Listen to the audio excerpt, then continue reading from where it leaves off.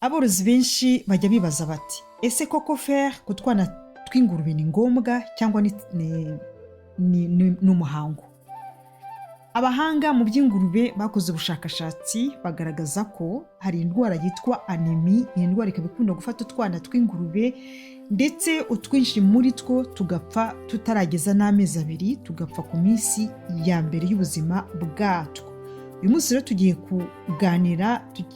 kuganira byimbitse ku byerekeranye na fer, ku byerekeranye n'akamaro kayo. Nitwa Uwimana Patricie, ndi umwe mu borozi b'amatungo magufi, nororera mu karere ka Rutsiro. Baye karibu mu kiganiro cy'uyu munsi cyerekeranye n'ubworozi bw'ingurube, cyane cyane utwana abashyashya mwiyandikisha. Mboneyeho no kubamenyesha ko ndagenda mvanga indimi kuko ubwo nateguraga iki kiganiro ntabwo nabonye umwanya wo kujya mpindura indimi z'amahanga mu Kinyarwanda, muranyihanganira. Kuki fer ari ingenzi mu bworozi bw'ingurube, cyane cyane mu twana? Akamaro ka fer ni ingenzi cyane cyane mu gukora hemoglobine. Hemoglobine ni iki mubona imbere yanyu, ziba ziri mu maraso. Fer ituma izi hemoglobine zikorwa, hanyuma akazi kazo akaba ari ugutwara oxygene. Oxygene ikagenda ikagera mu turemangingo. Uturemangingo natwo tugakora akazi katwo, harimo ko utwana tw'ingurube dukura neza uko bisanzwe, hakabamo n'uko utwana tw'ingurube, ubwo ndavuga bike kuko ni byinshi, ndavuga iby'ingenzi, hakabamo n'uko utwo turemangingo dukora n'abasirikari bazajya batuma utwana tw'ingurube tutarwaragurika. Iyo feri rero ibaye nkeya, ni ukuvuga ngo niba ibaye nkeya, izi hemoglobine ziraba nkeya. Iyo feri ibuze, izi hemoglobine ziba nkeya, noneho zikagabanuka nyine iya oxygene zagombye gutwara ntigere neza mu turemangingo uko bikwiye. Icyo gihe noneho kubera ko oxygene itageze mu turemangingo, uturemangingo nyine turakora buhoro, hanyuma ka kana k'ingurube gakure buhoro cyane, kabe kanashobora no gupfa. Haba hari ibyago byinshi ko kanapfa. Muri make rero ni ukuvuga ngo nuza fer ni ingenzi mu gukora hemoglobine. Hemoglobine igatwara oxygene ikagenda ikagera mu turemangingo. Reka mbaho urugero. Iyo Patricia ahumetse, nk'ubu niba mpumetse nonaha ndasohora umwuka ariko ninjize ubundi. Umwuka ndinjiza niwo witwa oxygene. Iyo oxygene ninyinjiza iragenda igere mu mubiri, ubure na hemoglobine ari witwara igeze mu turemangingo twa selile, noneho natwo dukore ibigomba gukorwa kugira ngo Patricia amere neza. Ni kimwe n'ingurube rero, ubwo bigera muri selile, hemoglobine, ingurube irahumeka ikinjiza oxygene, noneho hemoglobine igahita yakira ya oxygene ikayatwara mu maraso muri selile zose. Wenda twareba nantuza, murabona imbere yanyu ko hari illustration, murabona ukuntu hemoglobine ziri kuzenguruka mu ntuza mu maraso, zitwaye nyine ya oxygene zijyana muri selile mu turemangingo, hanyuma uturemangingo natwo tugakora akazi katwo. Murabibona naho ngaho nagerageje gushyiraho murabona wenda ukuntu bikora imbere nyine mu mubiri twebwe tudashobora kubona n'amaso, nuko biba byifashe. Utwana tw'ingurube ubundi muri rusange, ibyo abashakashatsi bagaragaje, utwana tw'ingurube tuvuka dufite garama za fer ziri hagati ya 30 na 50. Iyo ni ipaki Imana iba yaduhaye. Hanyuma buri munsi tugakoresha garama hagati ya 7 na 16 ku munsi. Urugero rwiza ni ukuvuga ngo akana k'ingurube gasohotse mu nda ya nyina, karavutse, tuvuge ko gafite igikapu kirimo garama hagati ya 30 na 50 za feri. Noneho buri munsi kagakora muri cya gikapu, kagakuramo garama hagati ya 7 na 16. ni ukuvuga ngo niba uyu munsi kaguyemo garama 16, ejo hakavamo izindi 16, ejo muri 16, murumva yuko zizageraho zigashira. Zashira rero kagatangira kagahura na bya bibazo. Abashakashatsi bagerageje kureba niba fer ishobora kuboneka mu buryo naturel, mu buryo busanzwe, yaba ari nko mu bimera cyangwa hehe, babona bitakunda. Rero niyo mpamvu basabye imyanzuro bakoze bisaba aborozi ko twagombye gutera utwana tw'ingurube fer ku munsi turabona mu kanya. Kuntuza iyo urebye akana k'ingurube katahawe fer, katagize mbese iyo fer yagashizemo, hari ibimenyetso umworozi ashobora guhita abona.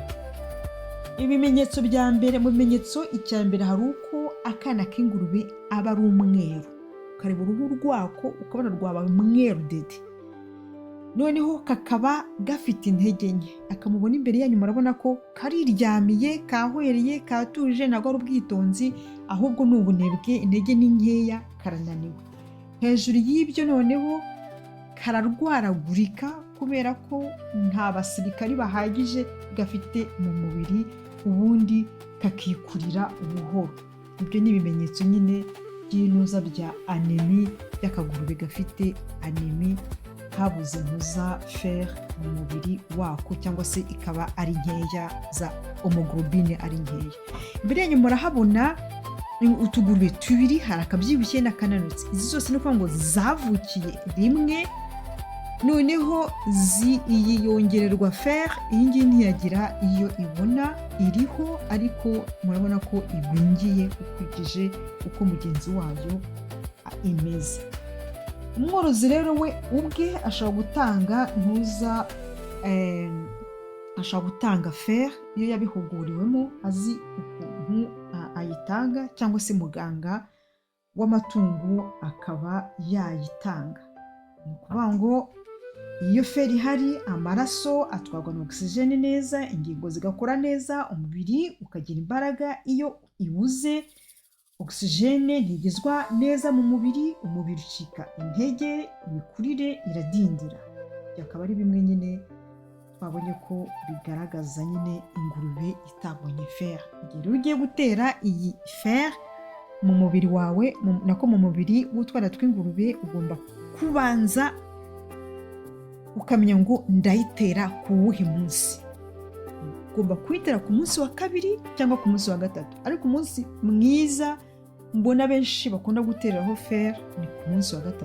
Hari ukuntu utwana tw'ingurube turwara, ugahamagara muganga w'amatungo veterineri akakubwira ngo mbese wamaze kumubwira ibimenyetso, ngo mbese ngo mwayiteye intrafer. Igihe utazi intrafer byari byo nyine urabasemana, uricecekera nyine. Ku munsi wa 3 tuzajya dutera utwana tw'ingurube intrafer, ntabwo tugomba kudutera ku munsi wa 1.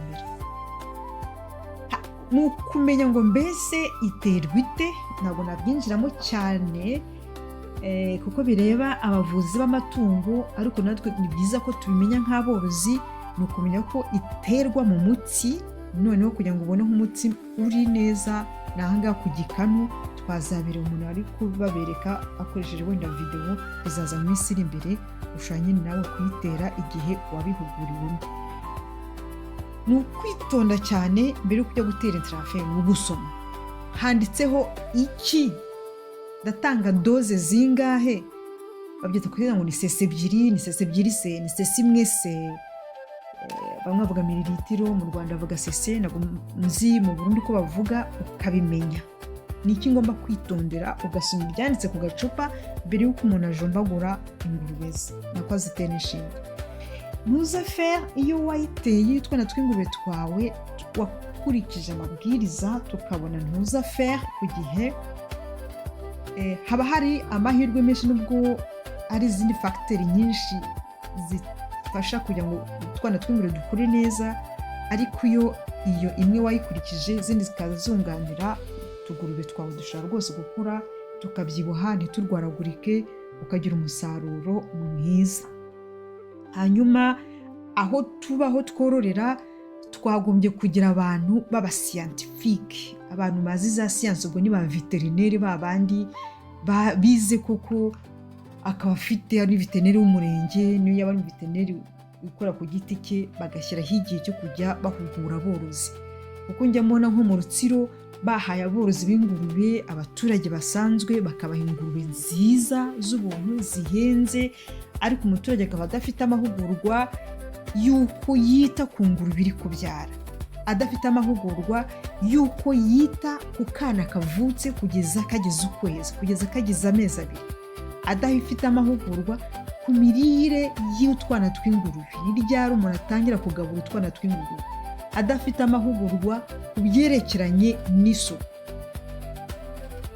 Mu bworozi bw'ingurube dukeneye ko aho twororera twagombye kugira abantu bize baza bakadusobanurira akenshi ko tugomba kwita ku ngurube zacu, kuko burya ari umuntu wabyigiye, aba ari ku kazi ke, aba yarakoze ubushakashatsi, abavuga ibyo azi neza, si kimwe n'umuntu kanaka wenda ni umworozi, niho burya aborozi bafite ubunararibonye, ariko burya ari umuganga w'amatungo wa wundi aba afite ubunararibonye, afite nyine n'ubumenyi, ari nako kazi ke, avuga ibyo azi. Yavuga ati amara y'ingurube dore ukuntu akora, iyo uhaye ingurube impungure dore ukuntu bimeze, iyo uhaye ingurube magote zikira ako kanya dore ukuntu bigenda. Icyo gihe tugize abantu baduhugura rwose aho dutuye byarushaho kuba byiza, umusaruro w'ingurube wakwiyongera. Icyo nzi cyo nuko buri wese aho ava akagera, watangira korora ingurube imwe, watangira korora ingurube 2, umuntu wese afite icyifuzo cy'uko yagira ingurube nyinshi, akava kuri izo ngurube nke, akaba yahinduka yakora mu buryo bwa kampani, akaba yagera ku ngurube 1000, yagera ku ngurube 100. Buri muntu wese worora ingurube aba yifuza kwiteza imbere.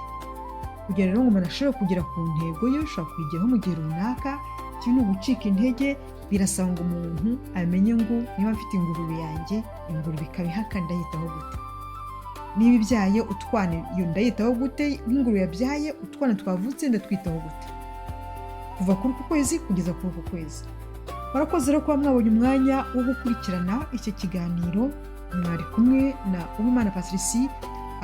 Abashyashya mwiyandikishe, kandi niba hari ibibazo mufite ku byerekeye n'icyo kiganiro hanze, mushobora kwandika muri commentaire. Naho ubutaha, Imana ikomeze ibagire neza mu mishinga yanyu. Bye.